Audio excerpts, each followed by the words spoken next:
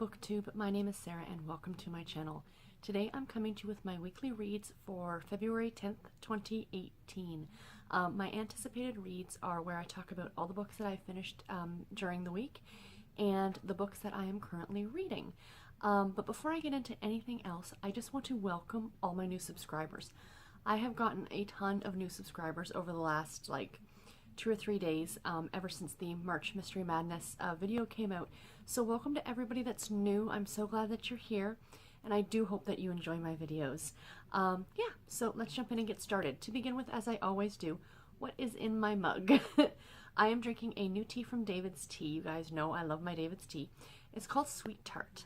They brought it out for, I guess, for Valentine's Day, and it is like a cherry and hibiscus with actual little of those conversation hearts candies, like teeny tiny ones, but just enough to give it a little bit of a sweeter taste as opposed to the more sour of the other flavors in here. It is a herbal tea, which is really nice, and I got it yesterday. I had a cup yesterday and I'm having another cup now. It's really good, and it's living in my polar bear mug, or living. I'm drinking out of my polar bear mug because we have gotten a ton of snow here in Toronto over the last couple days. So I do apologize if, while the video is going on, if you hear the snow plows going by, sorry about that. So let's jump into the books. I finished 4 books this week. The first one was Romancing the Duke by Tessa Dare. This was narrated, on audio by Carmen Rose. It is the first book in the Castles Ever After series. It was published in 2014 by Avon. I gave it 4 stars, and it has an average rating on Goodreads of 3.91 stars. I got 3 challenges completed out of this one. This is one of the Pick It For Me challenges for February. This was the new book that the person who I was paired with recommended to me. The other one was for the fairy tale sampler that I'm doing with the A Million More Pages group. This was for Beauty and the Beast, and this was read a book set in a castle, fit perfectly. And also for the fairy tale spell out, I got R in the Little Mermaid and T in Chicken Little. I never think of Chicken Little as being like a fairy tale, but I suppose it is. Guys, I loved this book. I am so glad that A, my person I was paired with recommended it to me, and B, that it's the one that I picked out of all of the ones that she did recommend to me. This is, of course, a historical Regency romance. And it's about a girl named Izzy, and her father used to write these stories. And they were published every month in a magazine, if you will, in that serialized type format. And the story sounded to me like the one that the father wrote, very Princess Bride-esque. It was about a knight and a princess and her handmaidens, and, there was the Dark Knight, and, they were fighting, and then, that's what the stories are about. And then Izzy's father unexpectedly passes away, and, the stories stop being written. And her cousin, who was the only male heir in the family, actually got everything. She was left penniless. And then she gets this letter asking her, where the story begins, is that she gets this letter asking her to come to this castle, this remote, out-of-the-way castle. And because she's got some sort of an inheritance from some godfather or something like that.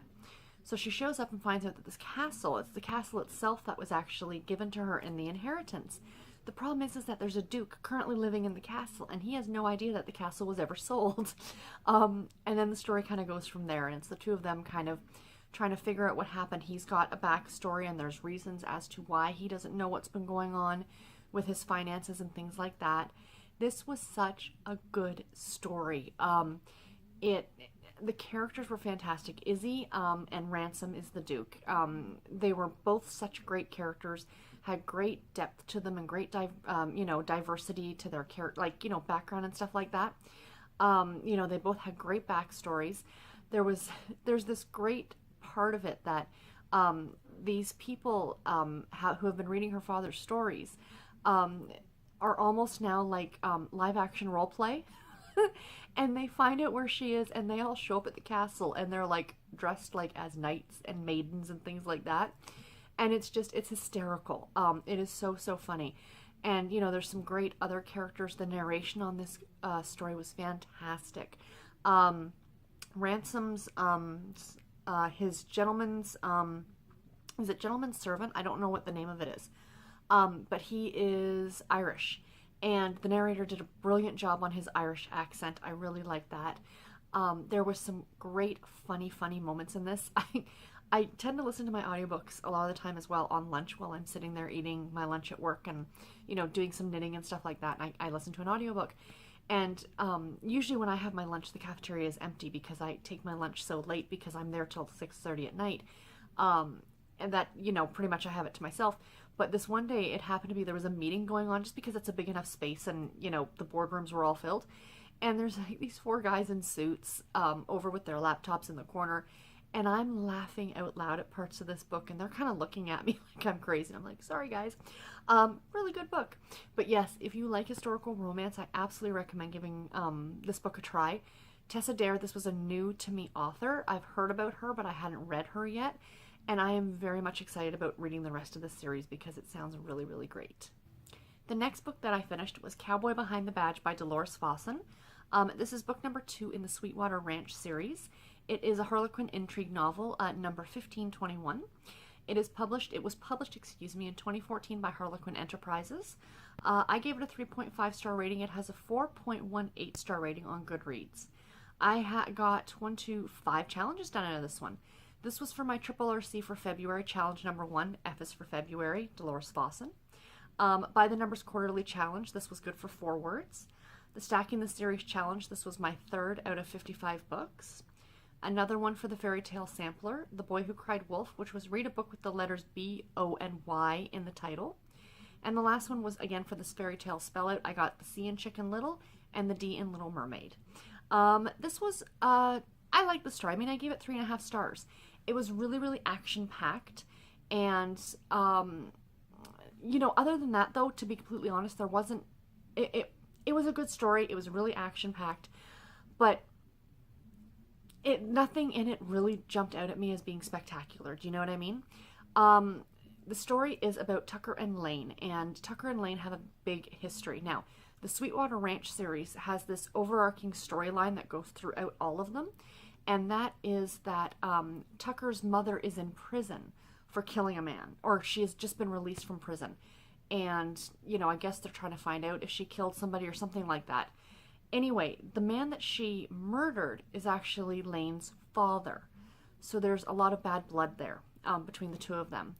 But of course, you know, a relationship is going to come out of it. So the story begins with Tucker getting home after, he's a Texas Ranger, and he gets home after, you know, a bad case or something like that.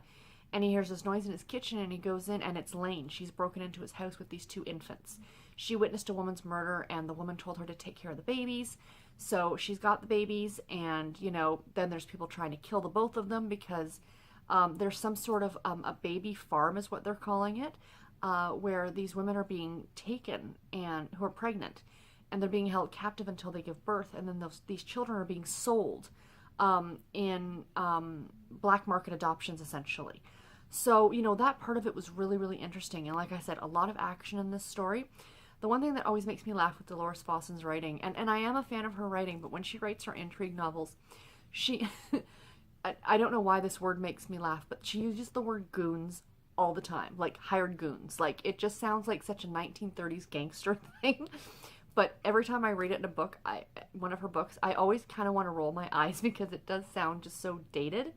But, you know, it's a legitimate word, you know. But yeah, I mean, it was a good enough story. I enjoyed reading it, and I'm definitely going to continue on with the series. The next book that I finished was Sisters in Love by Melissa Foster. This was narrated on audio by B.J. Harrison. It is the first book in the Love and Bloom series and the first book in the Snow Sisters series. Now, if you've been watching my channel for a while, I've explained this series before, but for those of you who might be new, Love and Bloom is the overarching series that Melissa Foster does. And within that big series, there are lots of little series. This is the very first one, and I'm going to be reading these books in order of the Love and Bloom number. And that's like, I think it's the way they're meant to be read, is in so you can keep track. Because sometimes she'll release a book in one series and then a book come out in another series and stuff like that. It's just the easiest way, from what I've been told, to read these if you want to read them in order, which, as you guys know, I'm big on reading series in order. This was published in 2013 by World Literary Press. I gave it 3.5 stars, and it has an average rating on Goodreads of 3.71 stars. I got a whack of challenges completed out of this one. This was another February 2018 monthly challenge for the Olympian gods and goddesses for Apollo. You had to read a story that had siblings. This was another one for the Stacking the Series, book number 4 out of 55. The Where Are You Reading Challenge, which is I'm trying to read a book that takes place in every state. I got Colorado for this one. This was another one for the Fairy Tale Sampler. This was for Chicken Little, and it's read a book that shows the sky on the cover. That fits. Another one for the Spell Out. I got the S in Goldilocks and the M in Little Mermaid. And as part of this whole fairy tale challenge that I'm doing with the A Million More Pages group, I'm on the Cinderella team, and our week 1 task, my task, was Cinderella's Stepsisters. Read a book with sisters in it. And again, this one fits the bill. This was a good enough story. It was nothing overly spectacular. I was actually quite surprised at how not steamy it was. I mean, there were several adult situations in this story, but for some reason, I thought that this was going to be a lot more graphic, if you will, but it really wasn't. In regards to some of the things I've read, this was actually more on the tame side. It was still there. You're still in the bedroom when stuff is happening, but it's still more tame than what I'm used to reading in some cases. This is the story of Danica and Blake, and Danica is a psychologist, and Blake is a man who runs a ski store, essentially, and this takes place, of course, in Colorado, in a small town that is, it's a tourist town, essentially. They're there for skiing and things like that. At the beginning of the story, Blake is very much a player. Like, within the first 3 chapters, he's sleeping with some woman or having sex with some woman in a bathroom. You know, like, this is the kind of guy that he is. And then his best friend and business partner is killed in a skiing accident. And he decides to start talking to a counselor. Well, it happens to be Danica. And they had met earlier, at the very beginning, like the first few pages of the book, they had a chance meeting in the coffee shop. And she kind of figured out exactly what kind of a person he was right from the get-go. And he thought she was kind of stuck up and, you know, stuff like that. So then they start seeing each other in a professional basis, you know, as patient counselor or patient psychiatrist kind of idea. Well, then, of course, then the romance starts to come in, and Danica's questioning, you know, her ethics and things like that. My biggest issue with this book, I mean, it was a good enough story and I liked it and I really liked the characters, is that other than a physical relationship, I did not see the two of them as being a couple. Do you know what I mean? You get that, at least I find that, not quite a bit, but I find that, you know, a number of times in romance novels that it seems to be that physical relationship is the only thing that's holding them together, essentially. They had nothing in common. They had, you know, she was helping him by teaching him to grow and to be a better person, things like that. But I don't know what he was giving her. You know, every relationship you kind of need that give and take. And it seemed to be like he was taking instead of giving. Do you know what I mean? Again, it was a good enough story. I enjoyed it. I'm definitely going to be continuing on with the series.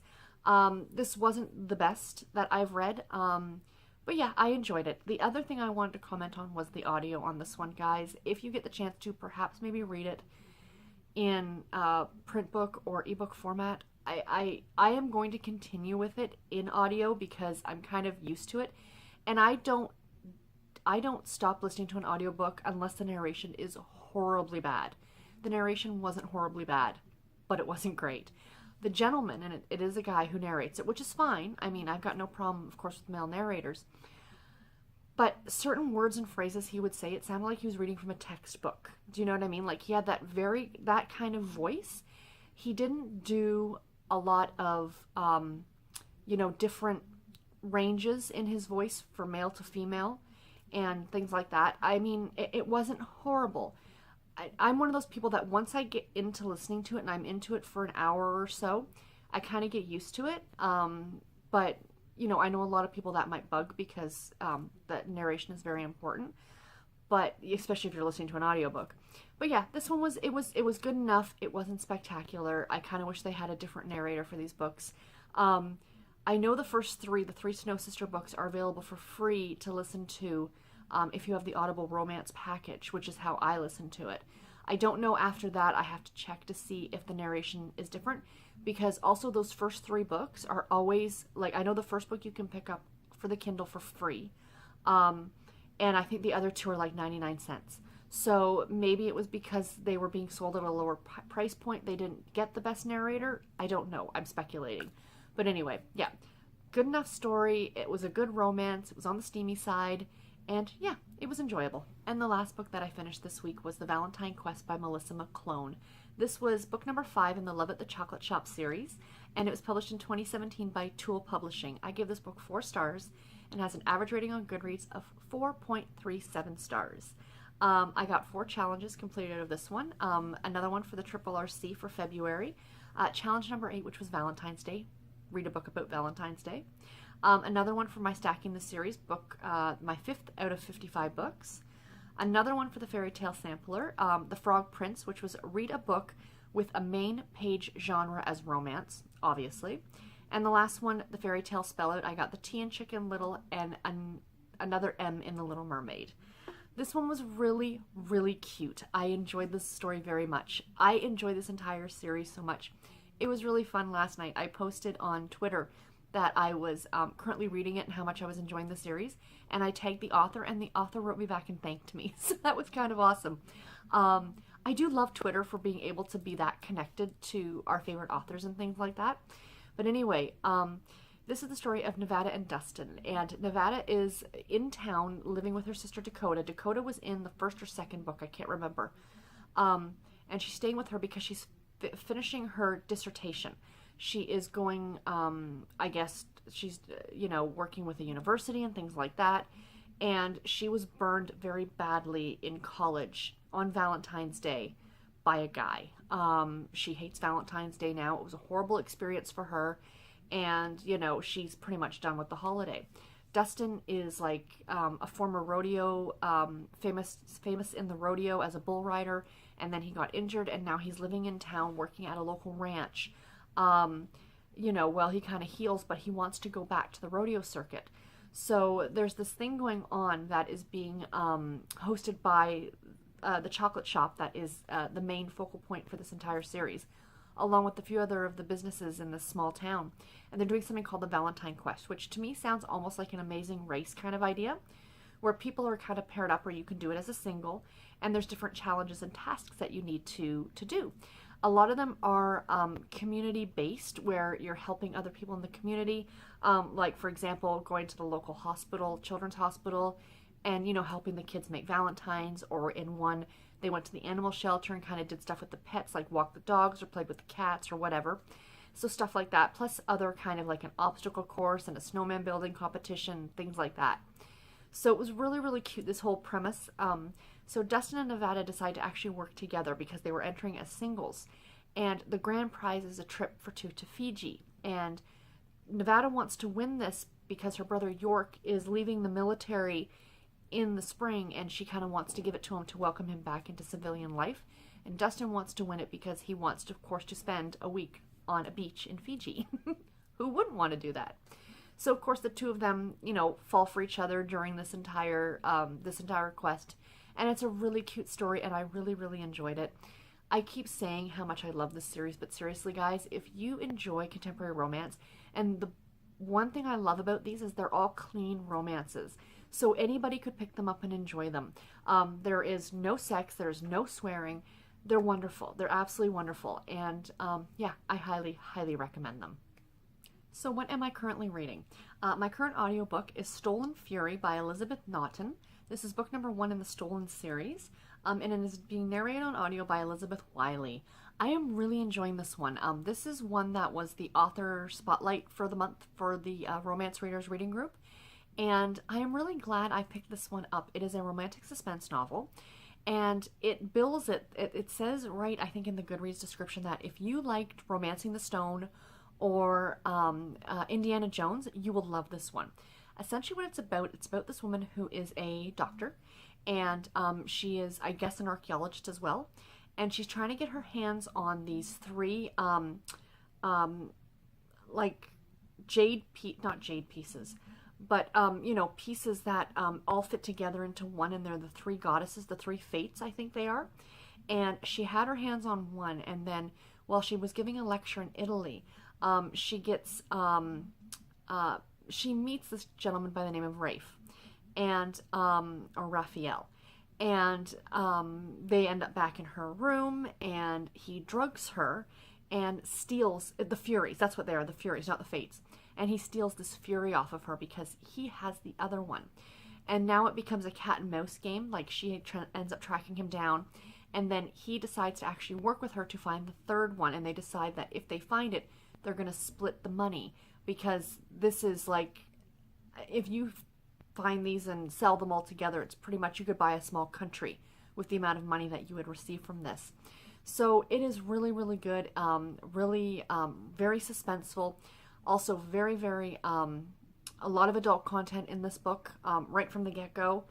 But yeah, it's a really, really great story, and I'm thoroughly enjoying it, and I'm really glad that I am picking it up to read. Speaking of stuff that is more of the adult content, the book that I'm currently reading on audio is Off Limits by Clare Connelly. This is the first month of the Harlequin Dare line, and these are the ones that are being billed as erotic novels. I haven't actually, as of filming this right now, I haven't actually sat down and started this. I've read like 2 pages of it, and already it's very scandalous 2 pages in. These are only available as ebooks, I found out, and they're also not really very long. I think this book's only like 180 pages long, so it's a relatively quick read. Yeah, this is about 2 people who work together and their after-hours illicit affair. So, I don't know. I'll let you guys know, obviously, next week what I think about it. But the other thing I want to mention, and this is very exciting, at least it was for me, and that I've been kind of keeping quiet over the last few weeks because I wanted to wait until it actually was published. But I was actually interviewed by a reporter from the National Post here in Canada about the Harlequin Dare line.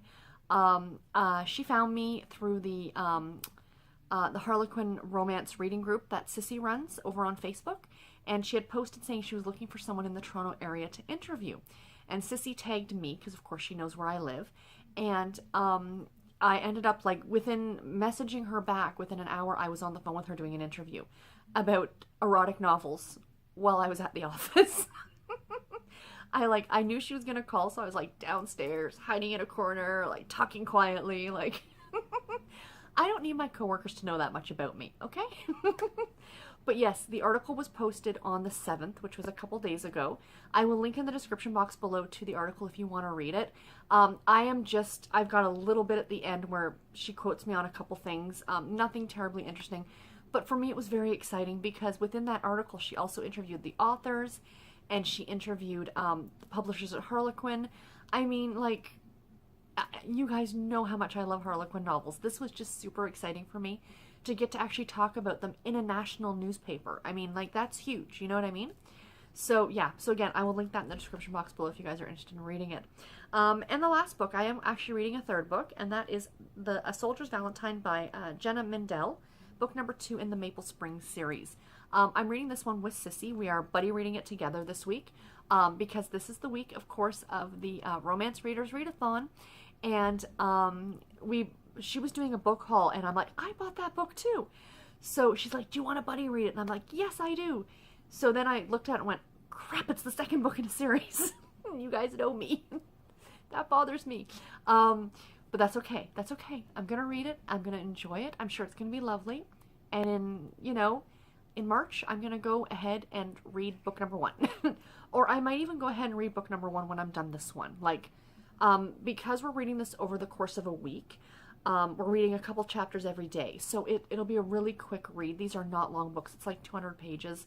200 pages over 7 days. I mean, that's barely anything. So, it should be a really quick and easy read, and I'm really looking forward to it.